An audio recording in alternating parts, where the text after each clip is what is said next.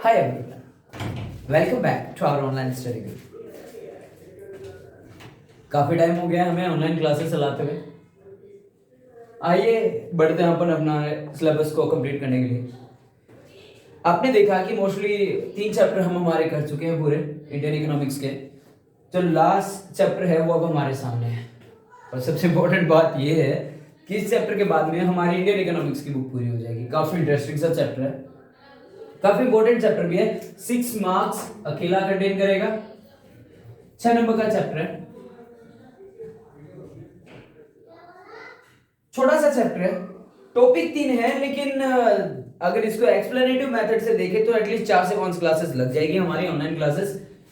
आइए देखते हैं चैप्टर जो है हमारा comparative development experience of India and it's neighbours यानी कि बात आ रही है हमारे आसपास के देशों की।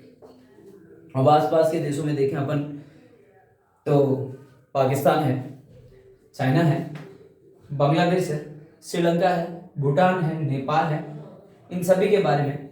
लेकिन अगर हमें सबसे ज्यादा कहीं इम्पैक्ट होता है या हमारी इकोनॉमी सबसे ज्यादा कहीं से रिलेट करती है तो 2 ही ऐसी जगह है जिनसे सबसे ज्यादा हमारी इकोनॉमी रिलेट करती है। अगर मैं बात कहूं तो एक तो है चाइना और दूसरी है पाकिस्तान। हाँ, हमारे और पाकिस्तान में एक सिमिलरिटी ये भी है, या हम लोग इसके साथ में या इसके साथ में हमारा चैप्टर क्यों बनाया गया है या इसके साथ ही क्यों कंपेयर किया गया है, क्योंकि दोनों ही देश आजाद कब हुए थे? 1947 में। डे अलग अलग है obviously. The independence day for Pakistan is 14th of August and our India's is 15th of August. दोनों ने सेम पॉलिसीज डिसाइड आउट की, सेम ट्रैक पे चले, सेम टारगेट्स डिसाइड किए। 5 ईयर प्लान्स हमने स्टार्ट किया तो 5 ईयर प्लान्स पाकिस्तान ने भी डिसाइड आउट किया। उन्होंने भी टारगेट्स अपने बनाए 5 ईयर प्लान्स को लेकर के। सबसे पहले देखते हैं कि इनके मेनली जो 3 टॉपिक है हमारे सिलेबस में वो कौन कौन से हैं। Introduction, comparative study and appraisal of the development strategies. Appraisal of the development strategies in the sense, अगर कहा जाए हमने 1947 के बाद भी क्या क्या डेवलपमेंट स्ट्रेटजीज बनाई, यानी स्टार्टिंग की इंडियन इकोनॉमिक्स की स्टार्टिंग से लेकर के अब तक के जितने भी चैप्टर, इस चैप्टर तक को छोड़ करके ये चैप्टर एक तरीके से अपन कहें तो सारे उन चैप्टर का कंक्लूजन है कि हमने क्या क्या अचीव किया, क्या हम टारगेट्स लेके चले थे, कितना हम उनको पूरा कर पाए, किस हद तक हम सक्सीड हुए, क्यों हमें ये सब करना पड़ा और क्या रीजन थे इसके पीछे, और उन रीजंस को लेकर के जो टारगेट्स हमने बनाए उन टारगेट्स को हमने कहां तक अचीव किया है, उनके बारे में रहेगा ये चैप्टर जो है हमारा। इंट्रोडक्शन की बात करेंगे सबसे पहले, उसके बाद कंपैरेटिव स्टडी देखेंगे 2 ही चीजों के साथ में, 2 ही देशों के साथ में।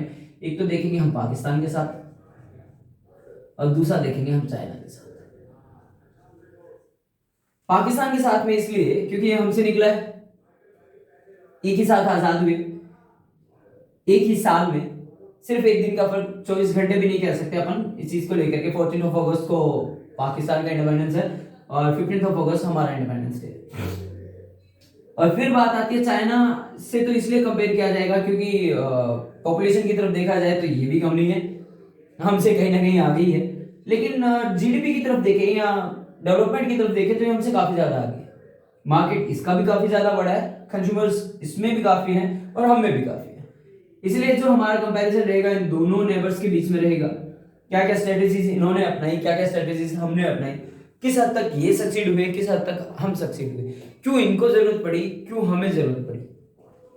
देखिएगा हमने स्टार्टिंग के चैप्टर्स में देखे थे 5 ईयर प्लानिंग्स को लेकर के। तो मैं एक बात बता दूं आपको, देखो ये तो सिमिलरिटी है हमें और पाकिस्तान में। और दूसरी अगर बात की जाए तो 5 ईयर प्लानिंग्स की, कि इंडिया ने 5 ईयर प्लानिंग कब स्टार्ट की थी, याद है किसी को? I already told you all the 5 year plannings in offline classes also. मैं फिर रिपीट कर देता हूं, जो हमारे 5 ईयर प्लान्स के जो टारगेट्स थे हमने 1950 से स्टार्ट किए थे, टारगेट किए थे, लेकिन हमने स्टार्ट किए थे 1951 से। हमारा फर्स्ट 5 ईयर प्लान कब आया था? 1951 में। उसी तरीके से अगर हमारी कॉपी की गई थी या हमसे देख करके कॉपी किया था पाकिस्तान ने, और पाकिस्तान ने कब 5 ईयर प्लान टारगेट किए? 1956 से।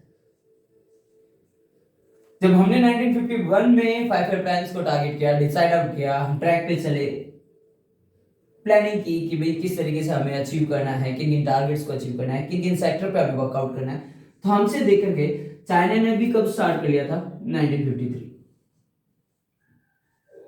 तो अपन ये कह सकते हैं एक तरीके से 5 ईयर प्लानिंग हम लोगों ने स्टार्ट किया था। हमसे देखकर चाइना ने कॉपी किया, चाइना से के बाद में पाकिस्तान ने भी कॉपी कर लिया। आइए देखते हैं सबसे पहले इंट्रोडक्शन की तरफ कि क्या है इस चैप्टर में।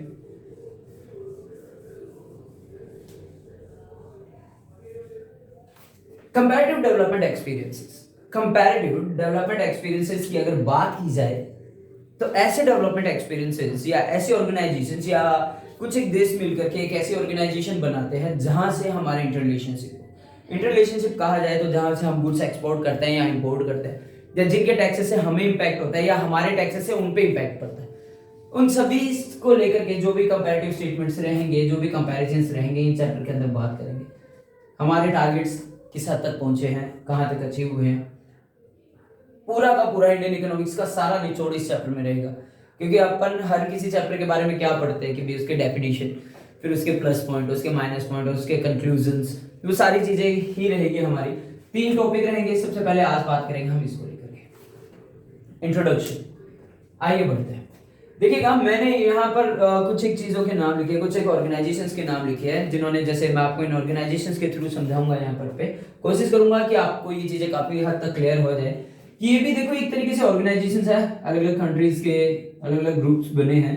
क्यों बनाए गए थे? क्योंकि हम हमारे आसपास के नेबर्स की तरफ क्या देखते हैं कि भाई नेबर कंट्रीज से जिनसे अपन इंटररिलेट कर सके, जिनसे अपन बिजनेस कर सके, या जिनके मार्केट से हमें फायदा हो सके या हमसे जिनके मार्केट को फायदा हो सके, इन सारी चीजों को लेकर के अगर देखा जाए तो मैंने यहाँ पे नाम लिखा हुआ है सार्क। अब सार्क क्या है, इसकी फुल फॉर्म मैं आप पे छोड़ता हूँ। मैं बता सकता हूँ but I don't want to explain because I want to give a little bit of homework for all of you. आप गूगल करिए कि क्या सार्क की फुल फॉर्म हो सकती है। मैं आपको इतना बता देता हूँ, सार्क को 1985 में, इस ग्रुप को 1985 में एस्टैब्लिश किया गया था। इसके अंदर जो देश थे वो देखिएगा कौन कौन से थे। Afghanistan, Nepal, India, Bangladesh, Maldives, Bhutan, Pakistan and Sri Lanka. अगर अफगानिस्तान की बात की जाए तो ये रिसेंटली बना है, मैं आपको बता देता हूँ 2007 में, जिसने सार्क ग्रुप को ज्वाइन किया। इससे पहले अगर कहा जाए तो नेपाल, इंडिया, बांग्लादेश, मालदीव, भूटान, पाकिस्तान एंड श्रीलंका। तो आप ये तो समझ गए होंगे कि सारे इसके सारे एक ही साइड के हैं। साउथ एशिया कहा जा सकता है। साउथ चलिए मैं ही बता देता हूँ, साउथ एशियन एसोसिएट्स। अब आरसी की तरफ आप देख लीजिए, बता पाएंगे या मैं ही बता दूं? South Asian associates regional countries, यानी साउथ एशिया की बात की जाए तो ये सारे के सारे कंट्रीज का है साउथ एशिया में। 1985 में स्टार्ट किया गया था, इसलिए स्टार्ट किया गया था ताकि इंटर रिलेशनशिप बिजनेस हो सके सभी के बीच में, सारे एक साथ डेवलप कर सके, एक दूसरे की हेल्प कर सके इकोनॉमिक ग्रोथ के लिए, इकोनॉमिक जीडीपी की ग्रोथ के लिए, या हर एक टैक्सेस अगर देखे जाए तो ये सारे के सारे ग्रुप्स में अगर किसी भी एक्सपोर्ट पे कोई इंक्रीमेंट लगता है तो भी सभी कंट्रीज में एक साथ लगता है, कोई टैक्सेस लगता है तो भी सभी कंट्रीज का इम्पैक्ट, सभी कंट्रीज पे उन टैक्सेस का इम्पैक्ट एक साथ होता है। नेक्स्ट मैंने लिखा है यहाँ पे आसियान। अभी आसियान के बारे में आप लोगों ने काफी ज्यादा सुना भी होगा। एक तो फोकस 1967। अब आसियान के बारे में फुल फॉर्म मैं नहीं बताऊंगा, प्लीज थोड़ा तो होमवर्क खुद करिए। नेक्स्ट हमने लिखा है G8, 1975 में स्टार्ट हुआ था। फिर आया था G20। अब इतना तो आप समझ भी जाएंगे कि इनमें भी कुछ एक कंट्रीज के ग्रुप रहे होंगे, इसमें भी कुछ एक कंट्रीज के ग्रुप रहे होंगे। G20 26 सितंबर 1999 को स्टार्ट आउट किया गया था। मैं आपको इतना बता देता हूँ, सार्क का जो हेडक्वार्टर है, एक और क्वेश्चन आप लोगों के लिए, इसका हेडक्वार्टर कहाँ है ध्यान रखिएगा। I'll ask the question in the next video, so please just check it out and keep the things remember। किसका हेडक्वार्टर कहाँ है प्रेजेंट टाइम। फिर नेक्स्ट हमने लिखा है ब्रिक्स, जून 2006। आई थिंक ये तो सबको पता होगा। B for Brazil, R for Russia,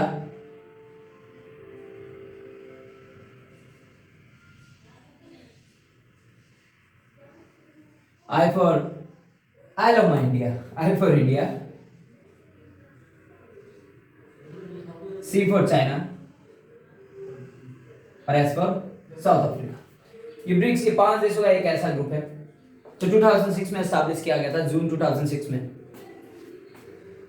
ठीक है, ये क्यों बनाए गए थे, ये ग्रुप्स इसलिए बनाए गए थे कि जो ग्रुप में जितने भी मेंबर्स होते हैं, जितने भी कंट्रीज होते हैं, वो सारे के सारे एक साथ बढ़े, एक दूसरे की मदद के साथ बढ़े। क्योंकि कहा जाता है जब एक हाथ से दूसरा हाथ मिलता है तो ऑब्वियसली तभी तरक्की की डगर पे हम चलते हैं, यानी रास्ते पे हम चलते हैं। तो इन ग्रुप्स को भी तभी बनाया गया था ताकि इंटर रिलेशनशिप बन पाए बिजनेसेस को लेकर के, एक साथ ट्रैक पे बढ़ पाए हम हमारे फ्यूचर सिक्योरिटीज के लिए, फ्यूचर इकोनॉमिक ग्रोथ के लिए, फ्यूचर टारगेट्स के लिए, ताकि अच्छे से वर्ल्ड इंटरनेशनल ट्रेड भी हो सके, एक्सपोर्ट्स हो सके, इंपोर्ट्स हो सके। क्योंकि आप देखिएगा, जैसे इमेजिन करिएगा चाइना है, खैर अब तो अपन डिस्कार्ड कर चुके हैं चाइनीज प्रोडक्ट्स को, लेकिन आपने ये देखा होगा चाइनीज प्रोडक्ट ने आज भी कुछ हद तक, काफी ज्यादा हद तक हमारे इंडियन मार्केट को कैप्चर किया हुआ है, कवर किया हुआ है। पहले आप देखिए, आपको हर एक चीज की तरफ देखें तो आपको चाइनीज प्रोडक्ट देखेंगे, चाहे वो हम फेस्टिवल्स पे लगाने वाली स्पार्कलिंग लाइट्स हो, चाहे ज्योमेट्री बॉक्स हो, खाने की चीजें को तो मैं नहीं प्रेफर कर सकता, हर एक चीज की अगर आप ब्रांड की तरफ देखें तो हर एक चीज एक कॉपी की तरफ बिक रहा है, किसका नाम लेकर के, कि चाइनीज माल है, कि चले तो चांद तक और नहीं चले तो शाम तक। लेकिन अब ये चीजें क्यों हैं, क्योंकि देखो एक तो इंफीरियर गुड्स है, सस्ते हैं, और दूसरी सबसे बड़ी बात कि इमेजिन करो कि अगर इन प्रोडक्ट्स पे टैक्सेस बढ़ा दिए जाए तो ऑब्वियसली प्रोडक्ट्स महंगे हो जाएंगे। अगर हम एक्सपोर्ट्स पे टैक्सेस बढ़ा दे या चाइना हम पे टैक्सेस अप्लाई कर दे कि जनाब सॉरी, कि अगर आप हमारे कंट्री में गुड्स एक्सपोर्ट करेंगे तो आपको टैक्सेस पे करने पड़ेंगे, तो हमारे जितने भी प्रोडक्ट होंगे वो वहां पहुंचने पे महंगे होंगे, और वहां पहुंचने पर महंगे होंगे तो वहां के लोगों के लिए भी प्रोडक्ट्स महंगे होते चले जाएंगे।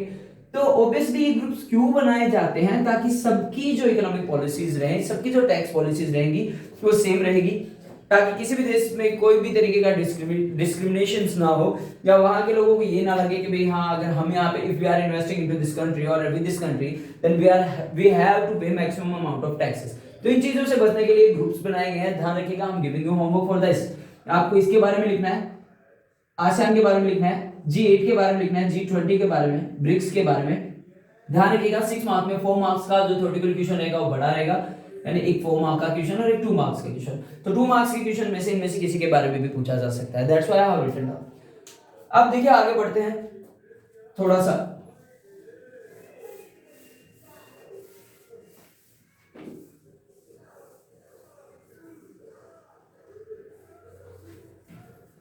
कंपैरेटिव स्टडी की बात की जाए पाकिस्तान के साथ में